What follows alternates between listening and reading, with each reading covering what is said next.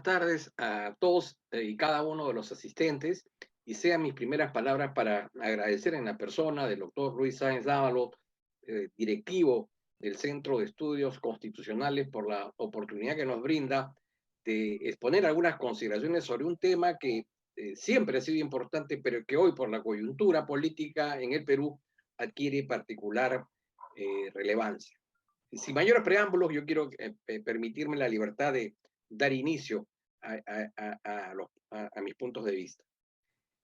Carlos Sánchez Viamonte, uno de los más insignes juristas argentinos del siglo XX, que incluso participó en la gesta de la famosa reforma universitaria de Córdoba, alguna vez declaró que la existencia política y la expresión jurídica de un Estado es el resultado de una obra constituyente. Y el propio Carlos Sánchez Viamonte dice que esta obra constituyente se compone de tres elementos.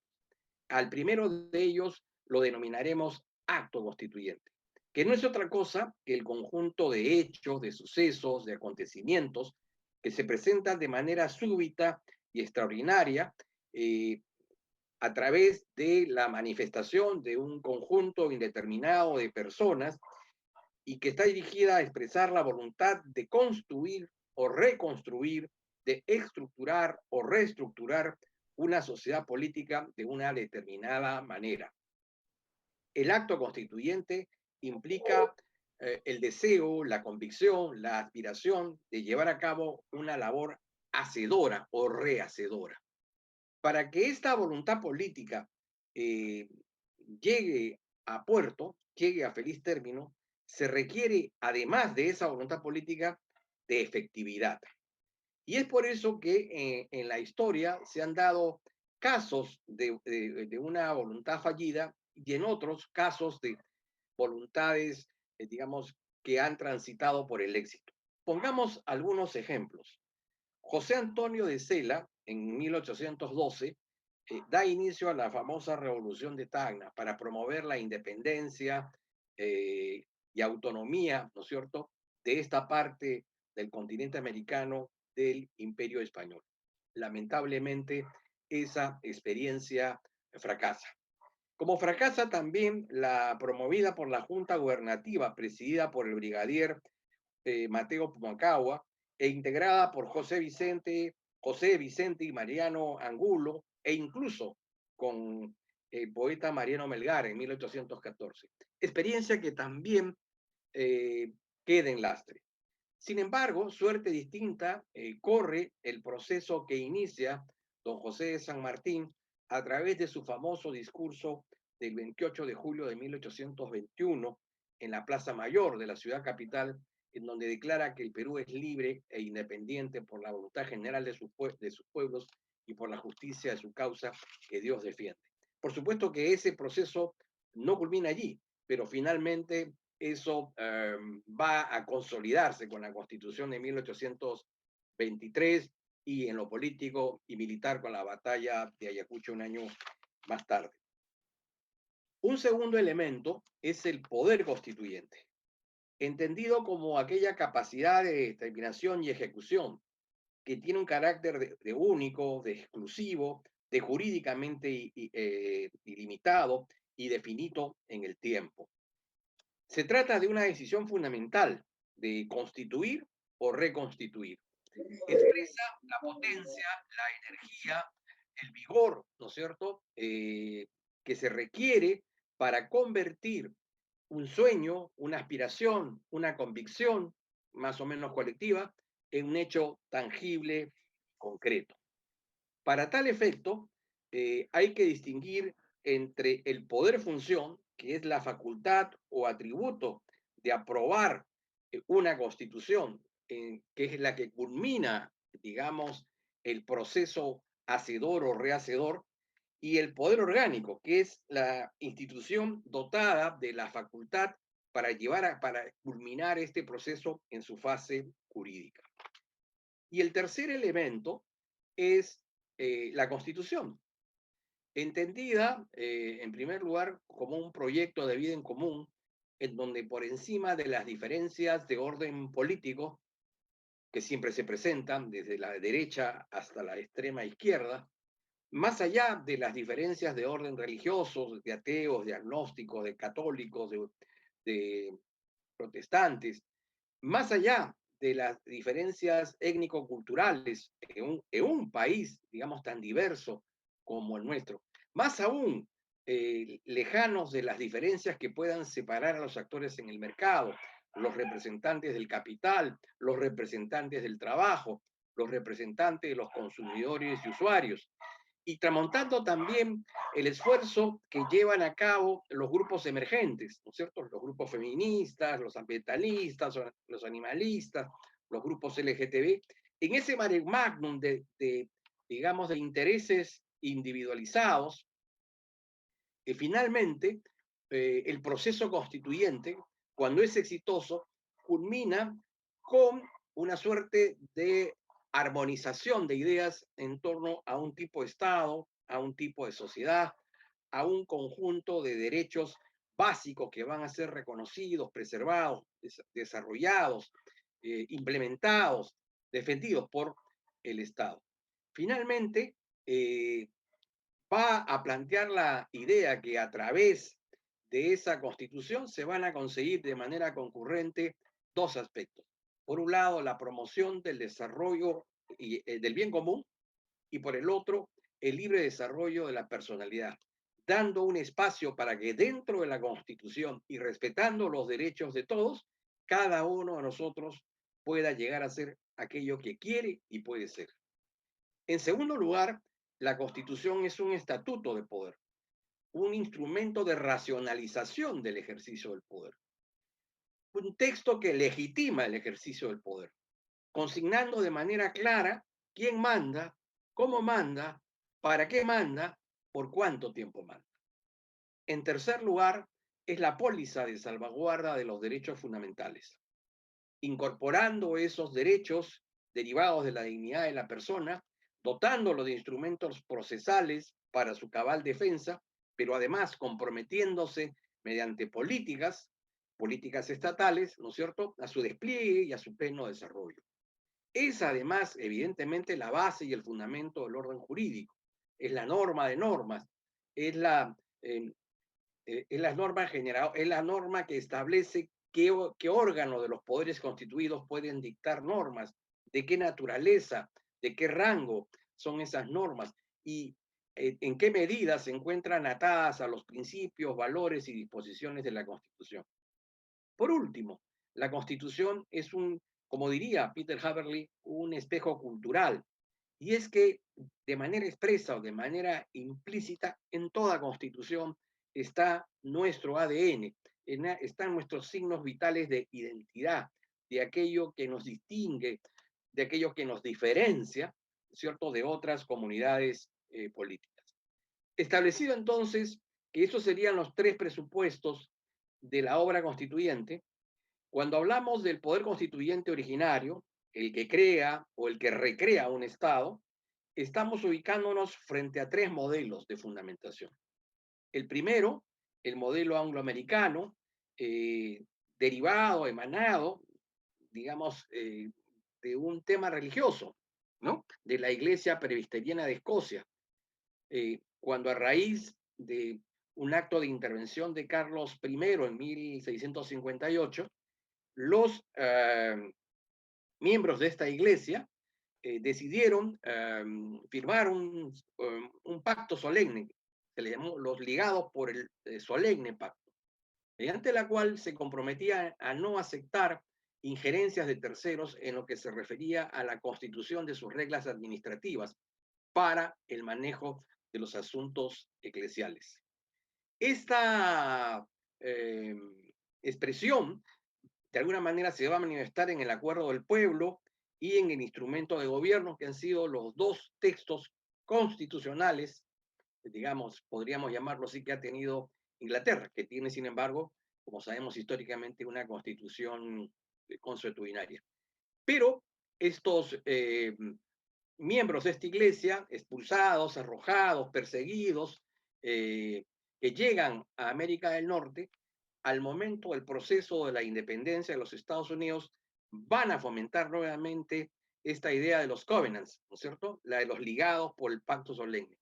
Y en los casos de, por ejemplo, las primeras comunidades políticas que se van independizando, la de Maryland, Pensilvania, Carolina del Norte, entre 1777 y 1784, se va a promover el referéndum confirmativo.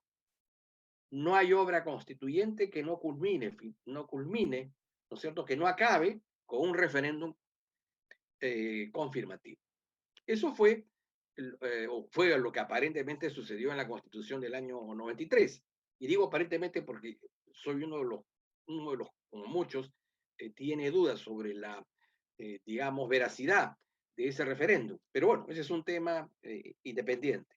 El segundo modelo es el modelo francés, planteado por Emmanuel Sieyès en su obra, que es el tercer estado, en donde señala que la soberanía descansa en la nación, pero entendiéndose que la nación es una abstracción y necesita, digamos, de una configuración pragmática, una configuración concreta, establece la representación ad hoc. La obra constituyente culmina o termina dictándose una constitución que es fruto de una asamblea o de un congreso constituyente, que fue el caso del texto del año 1979. Y el tercer modelo es el modelo regio, sustentado en la doctrina teocrática, ya sea en la de Jacques Bossuet o en la de Joseph de Maistre. El primero que indicaba que había un mandato directo de Dios para designar a una familia en particular para que se encargue de la conducción política y moral de una comunidad en tránsito, ¿no es cierto?, hacia el encuentro con el Supremo Hacedor. O el caso de Joseph de Maistre, que plantea más bien un derecho divino providencial, es decir, Dios da las señas, establece las marcas, y son los pueblos que a través de la inteligencia que el Supremo Hacedor le ha dado, van a descubrir esa voluntad. Sea por uno o por otro camino, en este modelo se expresa, por ejemplo, en países como Mónaco, como el Vaticano, como los Emiratos Árabes, como Bahrein, etcétera, etcétera. Ahora bien, este poder constituyente puede presentarse de cuatro maneras. Hay un poder constituyente monocrático, hay un poder constituyente policrático, hay un poder constituyente interno, hay un poder constituyente externo.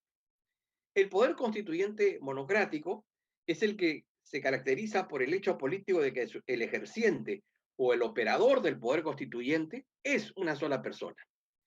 Pongamos el caso de Mónaco, ¿no es cierto? En 1962, el príncipe Reiniero dictó la actual constitución de Mónaco. El príncipe Reiniero es un personaje más que conocido por sus convicciones políticas, por su actuación política, porque contrajo matrimonio con una famosa actriz de Hollywood, Grace Kelly, y tuvo la buena o la mala suerte de tener dos hijas muy famosas, pero casquivanas, ¿no?, Carolina y Estefanía, que formaban parte del jet set monárquico, ¿no es cierto?, de la época. Es decir, eran las Angie Gibaja, pero del mundo desarrollado. Este personaje, en el año 62, se dictó la constitución de su país y lo hizo utilizando la siguiente fórmula. Rainiero III, por la gracia de Dios, príncipe soberano de Mónaco, considerando que las instituciones del Principado deben ser perfeccionadas tanto para responder a las necesidades de una buena administración del país, como para satisfacer las nuevas necesidades suscitadas por la evolución social de su población, dice, he acordado dotar al Estado de una nueva constitución, la cual, por ser esta mi voluntad soberana, será considerada en lo sucesivo como ley fundamental del Estado y solo podrá ser modificada en la forma que he decretado. Luego tenemos el poder constituyente policrático, que puede provenir de una asamblea, que es el caso de un órgano parlamentario dedicado única y exclusivamente a la tarea de culminar la obra constituyente, juridificándola a través de una constitución. Puede ser a través de un congreso constituyente, en donde a la par que legisla sobre temas ordinarios, se dedica a elaborar el texto fundamental del Estado. Puede ser obra digamos, en sociedades no democráticas como la Junta Militar de Gobierno, el caso de Humberto Castelo Branco en Brasil en el año 1964, el caso de la Junta Militar de Gobierno de Juan Carlos Onganía en Argentina en 1966. Puede ser también por un poder constituyente, puede ser por obra de un partido político, ¿no es cierto? ¿Quién ha dictado la constitución cubana del año 1919? ¿Y quién ha dictado la constitución reciente de, de China, o la de Camboya, o de Laos, la de Corea del Norte? El Partido Comunista. Formalmente puede haber un congreso, pero finalmente la fuerza, el poder, la energía, el vigor político, la capacidad hacedora, la decisión política que además tiene la efectividad, descansa en el partido, ¿cierto? Y en consecuencia, él es el ente materialmente creador de la Constitución. Hay también un poder constituyente originario interno, cuando esa energía, esa fuerza, esa potencia, ese vigor, esa capacidad hacedora, dotada de efectividad, proviene de las entrañas mismas de la propia comunidad. Es el caso de la Constitución de Estados Unidos, la Constitución del Perú, la del Brasil, la de Argentina, etc. Y hay un poder constituyente originario externo, en donde se da esta figura extraña, en donde un Estado termina creando otro Estado. Hay casos interesantes. Canadá, finalmente, luego de una tensa lucha entre ingleses y franceses, pasa bajo dominio inglés. Y permanece así hasta 1867, en que la Cámara de los Comunes dicta una ley que se llama Acta de Constitución de la América Británica del Norte, creando ese país que hoy conocemos con el nombre de Canadá. ¿No? No es el momento de entrar a los detalles por qué se hizo eso, pero eso, digamos, esta obra constituyente surge de una ley dictada por el Parlamento inglés. Lo mismo va a suceder con Australia, descubierta por los ingleses en 1770, convertida durante muchos años en el lugar en donde se arrojaban los despojos o detritus sociales de ese país, ¿no? Las prostitutas, los alcohólicos, los dementes, los delincuentes eran enviados ahí. Fíjense que ese detritus hoy, todo indica, se va a convertir en probablemente la cuarta o quinta potencia en lo que va de este siglo. Pues bien, en 1901, la Cámara de los Comunes dicta una ley que se llamó Acta de Creación de la Commonwealth Británica de Australia. Y eso que hizo el Parlamento inglés en Canadá y Australia, lo hará con Sudáfrica en 1910, lo hará con Jamaica en 1962. La Organización de Naciones Unidas dictará o redactará la primera constitución de Namibia en 1990. Hará lo mismo con Kosovo en el año 2001 e hizo igual tarea con Bosnia-Herzegovina en 1995. Y dentro de este rubro entra lo que se llama la influencia no resistible. Es el caso de los Estados Unidos, que tras la invasión y ocupación, la ocupación de Japón en el año 45, el general Douglas MacArthur nombra a una comisión de expertos juristas quienes redactan un texto que es entregado a una asamblea cautiva, la asamblea parlamentaria cautiva, que aprueba la constitución actualmente vigente en el Japón. Eso que hizo Estados Unidos en Japón, lo hará también con Filipinas en el 46, lo hará con Irak, dictándole una constitución que tiene la calificación de República Parlamentaria Federal en el año 2005, luego del derrocamiento del famoso Saddam Hussein. Bien, entonces, definiendo cuáles son los elementos de la obra constituyente, de los tipos de poder constituyente, habría que decir ahora de que ese poder, en principio, no tiene límites ni fronteras jurídicas. Y no los tiene por una de estas dos razones. La primera, porque estamos en un proceso de independencia, de emancipación, y por consiguiente no hay un Estado que lo preceda. Y si no hay un Estado que lo preceda, no hay reglas contingentes que puedan ayudar o auxiliar o parametrar la labor constituyente. Y si estamos en el fenómeno de una revolución, la revolución rusa, la revolución mexicana, la revolución francesa, la revolución, etcétera, lo que estamos diciendo es que ese orden jurídico ha sido sepultado, ha sido derrotado por la historia. En consecuencia, no podemos de los despojos de ese cadáver político que es la normatividad preexistente, que nos pueda servir de base o fundamento para dictar una nueva constitución. El único caso de límite jurídico es cuando una constitución establece en su seno la posibilidad de llevar a cabo un proceso constituyente para cambiar la constitución, ¿no? Hay varios países que tienen una norma como esa, España, Venezuela, por citar dos ejemplos.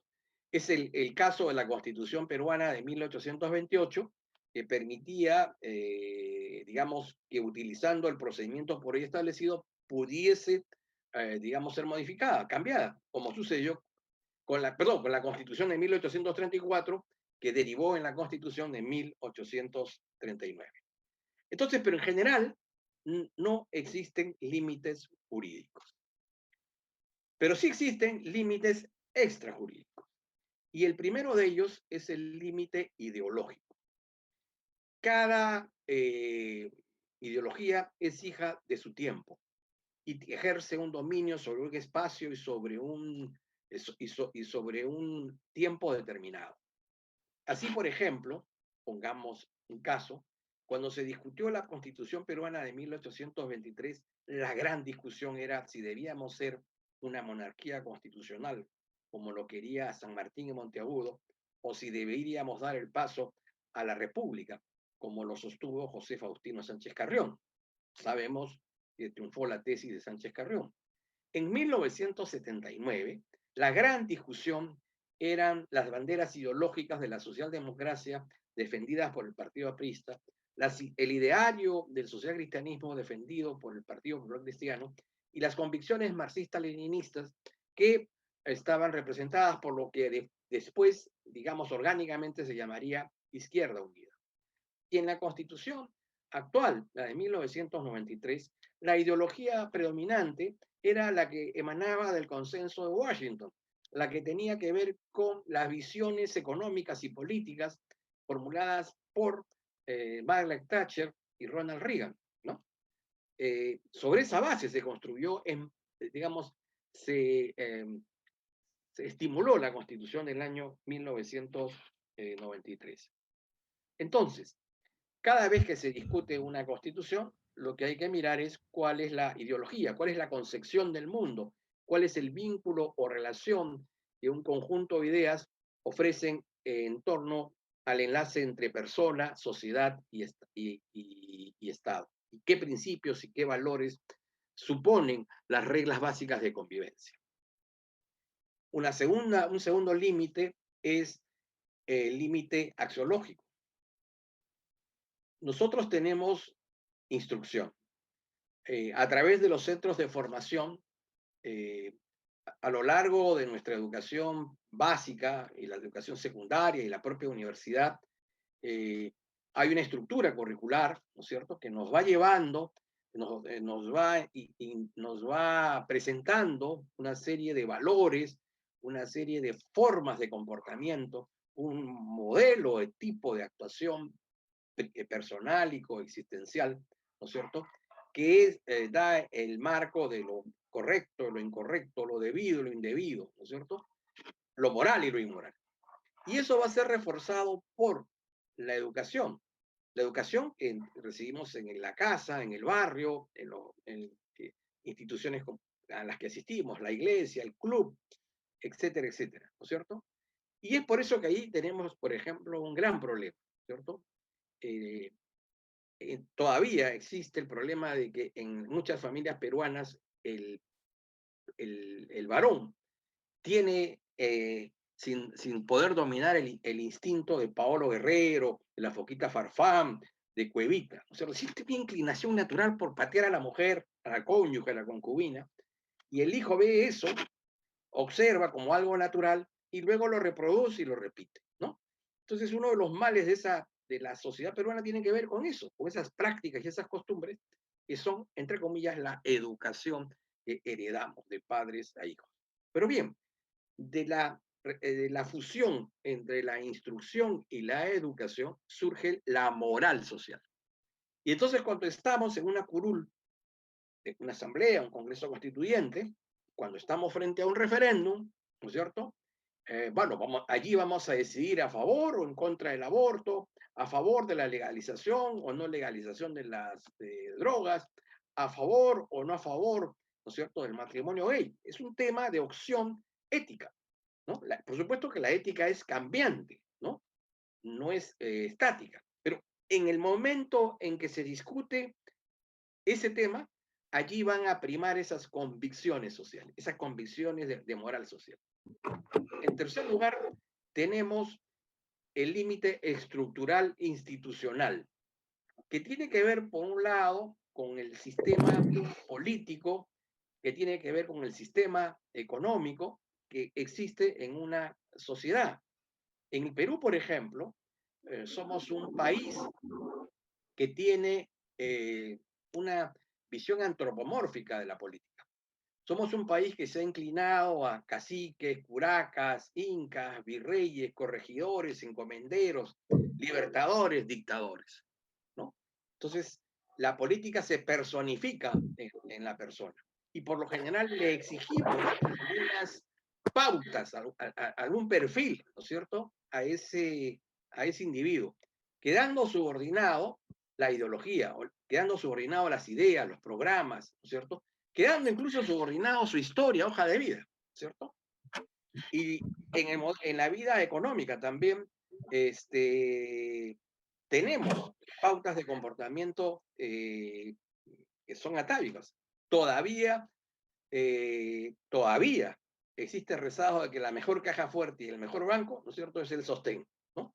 Muchas de nuestras compatriotas aún no confían en los sistemas financieros y entonces o es el colchón o es, ¿no es cierto?, el tierno seno quien sirve, ¿no es cierto?, de custodio de nuestros recursos económicos. Y luego aparecen las instituciones, ¿no es cierto? Las iglesias, la CONFIEP, la CGTP, la CTP, los grupos, las ONGs, los medios de comunicación, que son evidentemente un grupo de influencia muy fuerte, que incluso colocan agendas, ¿no es cierto?, en la legislación ordinaria y con mayor razón cuando se van a discutir estos temas para una asamblea. Y el último factor es el límite internacional.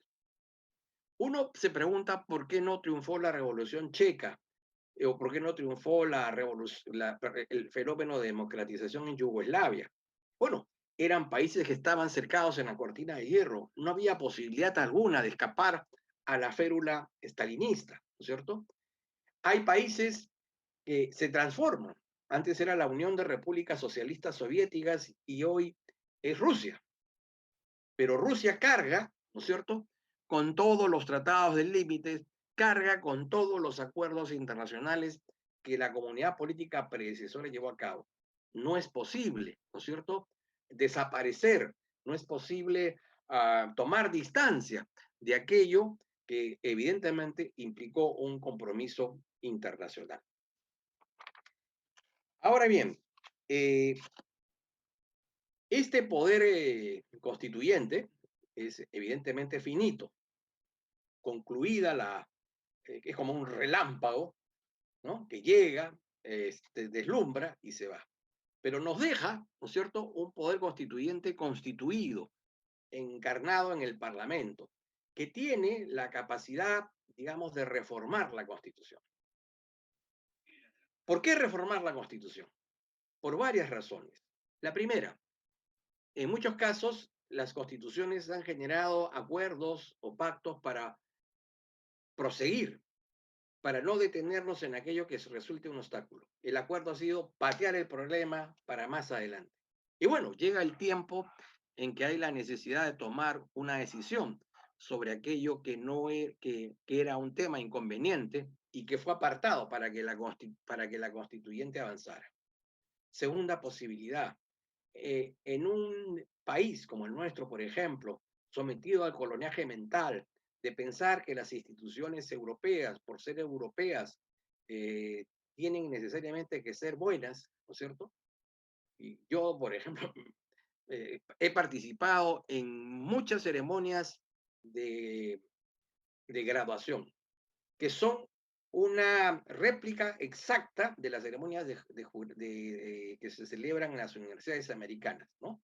Y entonces vemos pues a gente muy baja, con unos hábitos, con unas togas, ¿no es cierto? Que evidentemente son pues eh, que no encajan, ¿no es cierto?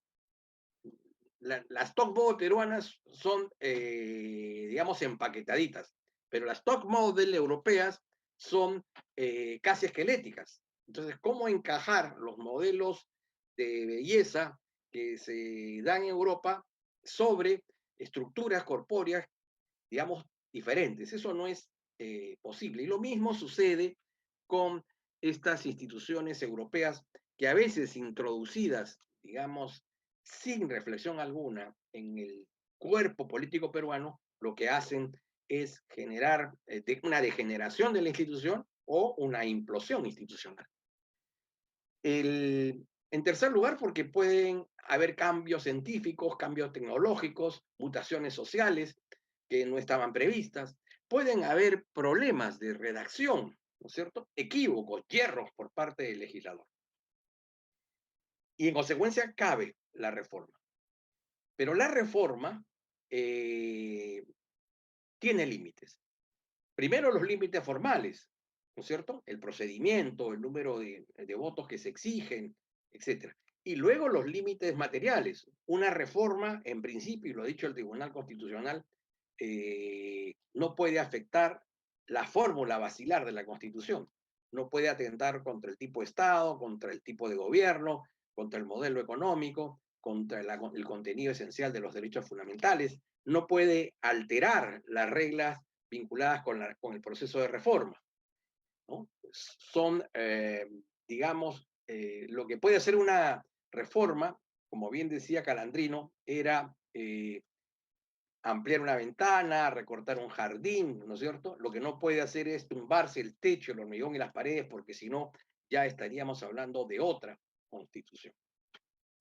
Este proceso de reforma, sin embargo, se ve muchas veces superados por las llamadas reformas no formales. Y con esto termino porque el tema es mucho más amplio.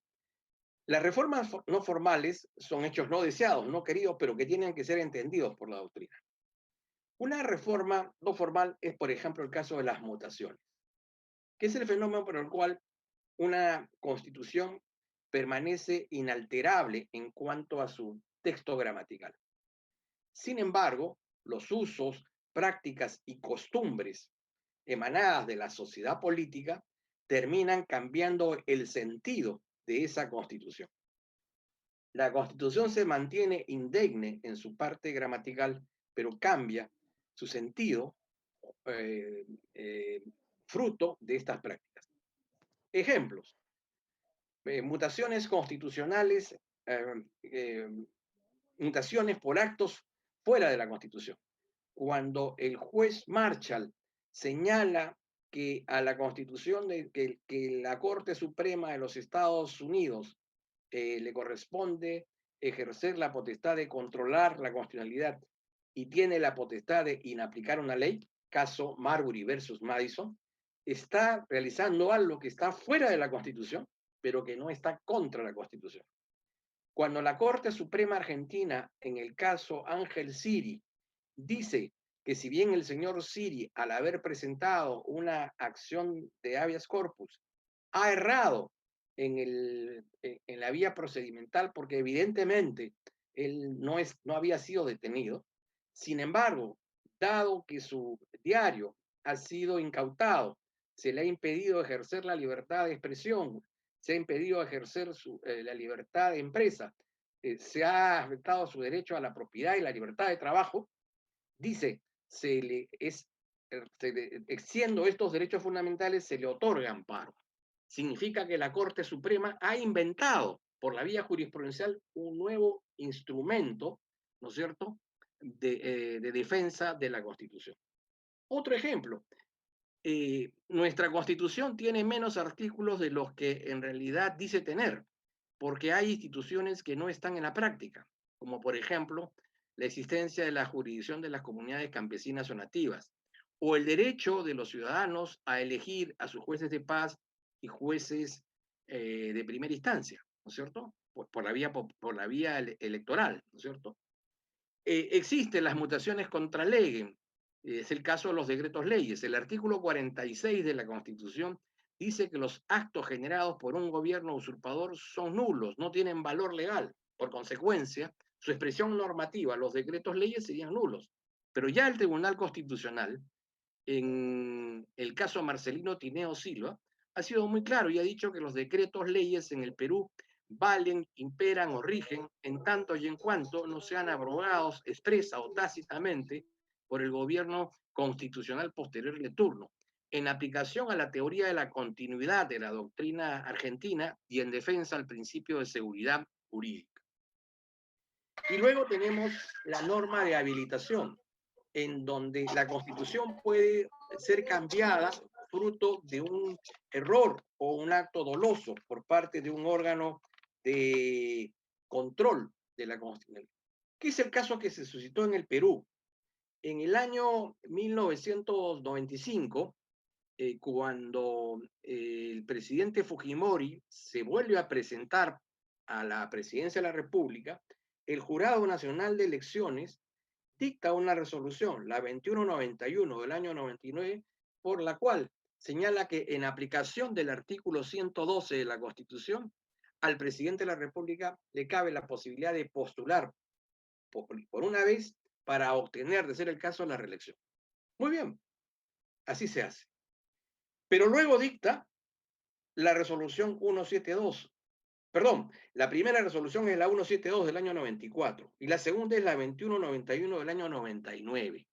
Esa segunda resolución dice, luego de que Fujimori ha sido presidente del 90 al 92, del 92 al 93 por una ley constitucional, del 92 al 95, del 95 al amparo de la Constitución, del 93, según el artículo 112, dice que esta sería su primera reelección.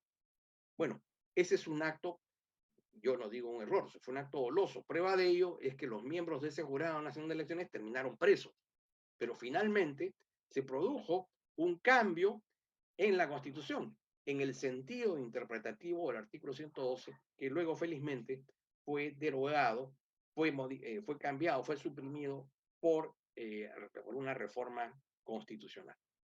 Por último, termino hablando de otro tema que también es importante, el fraude constitucional. ¿Qué significa la palabra fraude constitucional? Implica la utilización espuria del procedimiento de reforma. Así, desde la legalidad, entre comillas, se destruye el orden constitucional. Ese fue el caso que se suscitó en Alemania, que en el año 19 aprueba la famosa Constitución de Weimar, una constitución de orientación socialista que plantea una república parlamentaria, ¿no?, de corte democrático socialista, y luego, cuando Hitler toma el poder, controla, digamos, el Parlamento, utilizando el procedimiento de reforma, vacía de contenido esa constitución, convirtiendo una constitución democrático-socialista en una constitución fascista, ¿no es cierto? Una constitución que respetaba libertades a una constitución que persigue, ¿no es cierto?, a todos aquellos que intentan ejercer sus libertades. Muy bien, yo me quedo aquí, muy amables.